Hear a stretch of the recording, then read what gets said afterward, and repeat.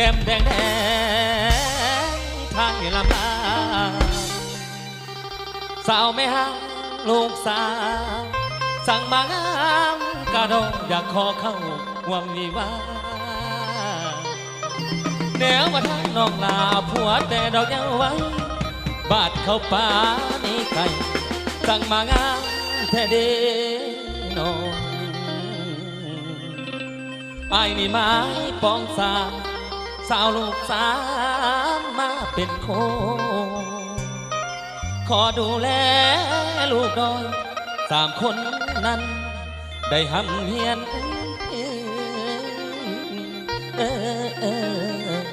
เดินนางเดิ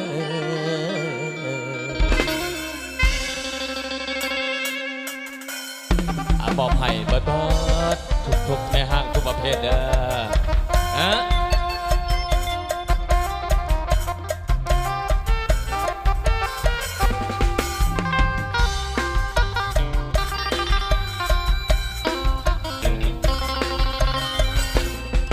หวานแห่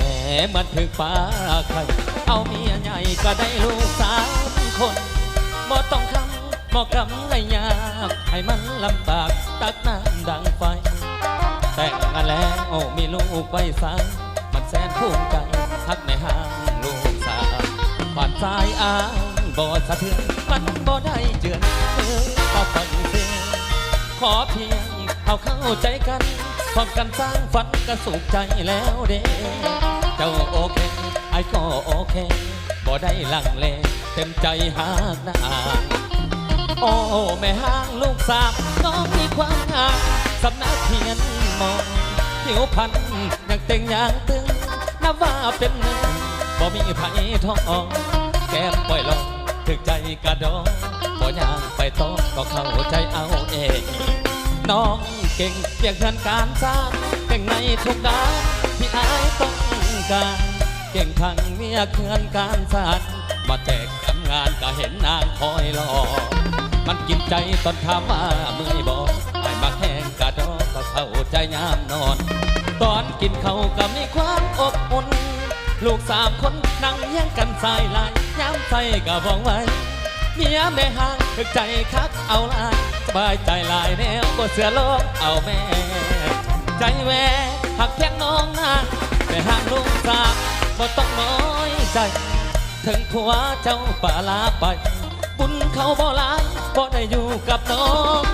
ลูก2ก็หักมาหมดแล้วแค่เพียงน้องแก้วแม่ห่างลูก3จะน้อยใจไปเลยคนงามไอ้เฝ้าติดตามหาเพียงหน้าหมด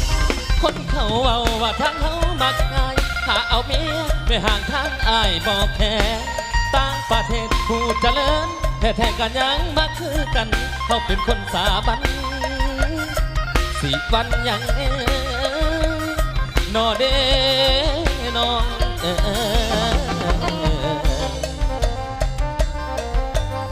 เ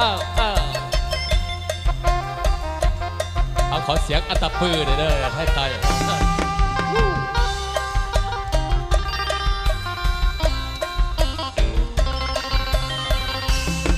น้องเก่งเบี่ยงเขื่อนการสร้างเก่งในทุกด้านที่อายต้องการเก่งทั้งเมียเขื่อนการสร้างมาแต่ทำงานก็เห็นนางคอยรอมันกินใจตอนถามว่าเมื่อยบอกไอ้มาแข่งกระดอกก็เข้าใจยามนอนตอนกินเขาก็มีความอบอุ่นลูก3 คนนั่งเฮี้ยงกันใส่ลายย้ำใส่ก็บอกไว้เมียแม่ห่างถึกใจคักเนื้อลายสบายใจลายแนวบ่เสือร้องเอาแม่ใจแวหักเพียงน้องนางแม่ห่างลูก3บ่ต้องน้อยใจถึงผัวเจ้าป่าลาไปบุญเขาบ่ลาบ่ได้อยู่กับน้องลูก2ก็หักมาหมดแล้วกับเพียงน้องแก้วแม่ห่างลูก3จะน้อยใจไปเลยคนงามไอ้ฟังติดตามหาเพียงหน้าหมดคนเขาเว้าว่าทางเขามักง่ายหาเอาเมียไม่ห่างทางอ้ายบอกแค่ต่างประเทศผู้เจริญแท้ๆก็ยังหักคือกันเขาเป็นคนสามัญ4 วันยังนอเดนอ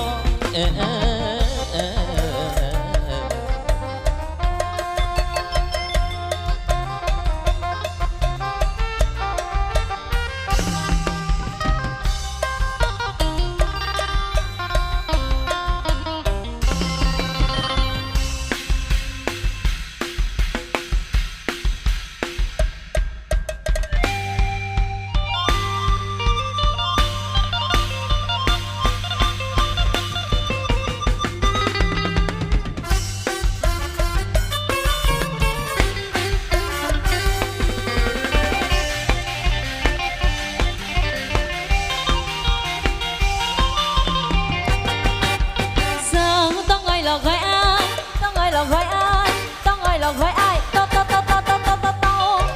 เต่างอยเต่างอย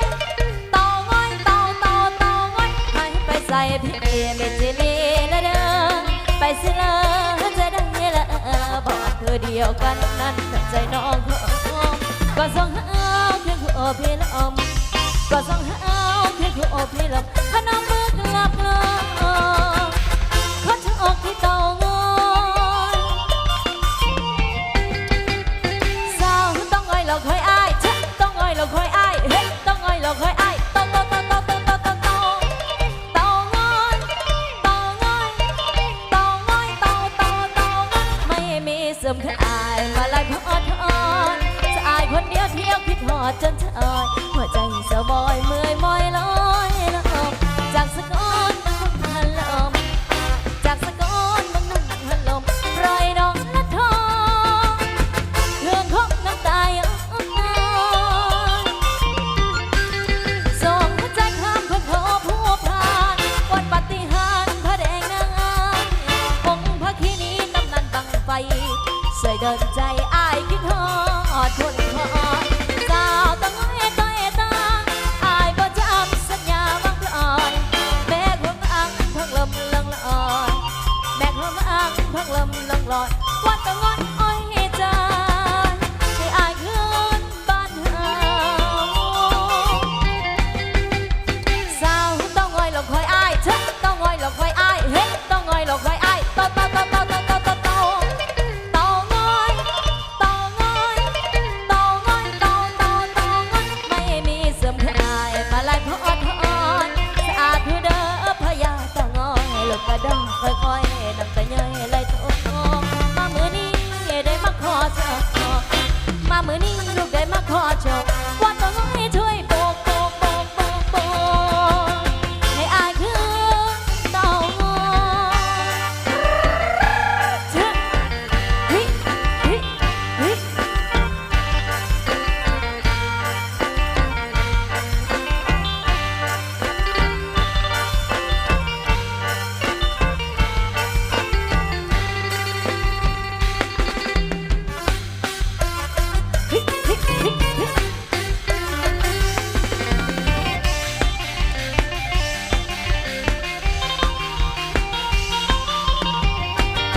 ส่งหัวใจข้ามคนขอผู้ผ่านวัดปฏิหารพระแดงนาง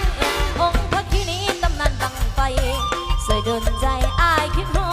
ดทนคอนสาวต้องอ้อยต้อยตาอายบ่จำสัญญาวางอ้อยแม่คงอังพังลมลงลอยแม่คงอังพังลมลงลอยว่าต้องอ้อยอ้อยใจให้อายคืนบ้านเฮา สาวต้องอ้อยหลอกคอยอ้ายต้องอ้อยหลอกคอยอ้ายต้องอ้อยหลอกคอยอ้ายเต่าเต่าเต่าเต่าเต่าเต่าเต่าเต่าเต่างอยเต่างอยเต่างอยเต่าเต่าเต่างอยไม่มีเสื่อมคลายมาไล่พอทอนสะอาดเด้อพญาเต่างอยลูกกระดองค่อยๆน้ำตาย่อยไหลตกมามื้อนี้ได้มาขอเชิญมามื้อนี้ลูกได้มาขอโชว์ว่าเต่างอยช่วยโบกโบกโบกโบกโบก ให้อายคือเต่างอย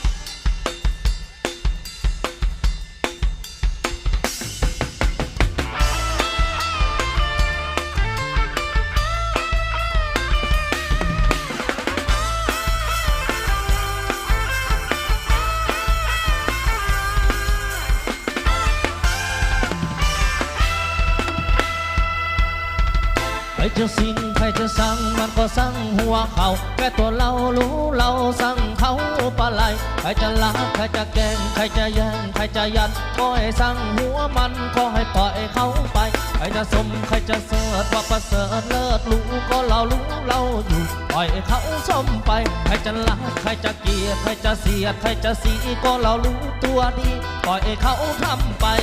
เกิดเป็นมนุษย์สิ้นสุดแค่ตายเอาอะไรมากมายในความอนัตตาโลกไปทำไม ละสวงสิ่งแข่งขันสุดท้ายเหมือนกันต้องไปป่าซาจะเอาอะไรแค่ลักโลภโกรธหลงไม่มีความมั่นคงคนกิเลสตัณหาเกิดแก่เจ็บตายไงจะไปยึดมันศรัทธาสังขารล้วนอันนี้จะปล่อยวางมันเสียทุกโคตินงาเชื่อเฮ้เฮ้อ่ะ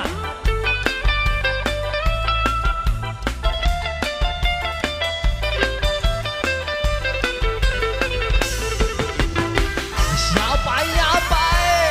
เฮ้เฮ้อ่ะอ่ะ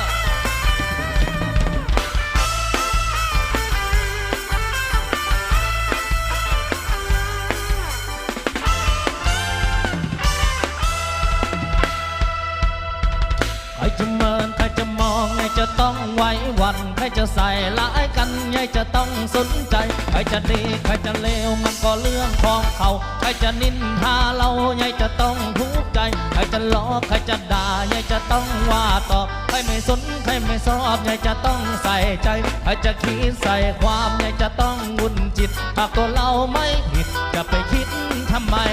เกิดเป็นมนุษย์สิ้นสุดแค่ตายประดุจดังท่อนไม้ล้มทับโลกาหมดลมเมื่อไหร่หาประโยชน์ได้เล่าล้วนต้องถูกเผาห้ามไปป่าสาชีวิตยังมีละสร้างความดีไว้เธอได้ไม่เสียซาดเธอได้ไม่ต้องอายมาอันว่าความตายคือสัจธรรมของเพียงสิ้นสัตว์สำเนียงเน่าเหม็นขึ้นมาจะเอาอะไรจะเอาอะไรกันนักหนาเฮ้เฮ้